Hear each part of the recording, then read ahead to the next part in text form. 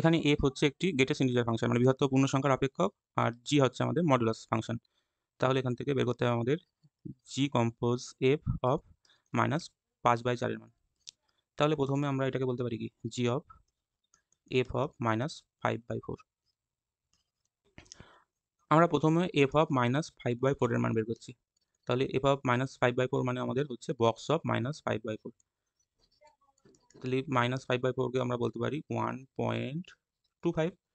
তাহলে বক্স থেকে গ্রেটেস্ট ইন্টিজারই বেরোয়, তাহলে আমরা এখান থেকে গ্রেটেস্ট ইন্টিজার কত পাবো, -2। মানে আমাদের বলতে পারছি -2 এর থেকে 1.25টা বড়, লেস দেন -1। তাহলে এর থেকে এটা তো -1 হতে পারবে না, -1 হতে পারবে না, তাহলে এখান থেকে গ্রেটেস্ট ইন্টিজার আমরা পাচ্ছি -2। তাই বক্স অফ -1.25 এর মান আমরা -2 বলতে পারি।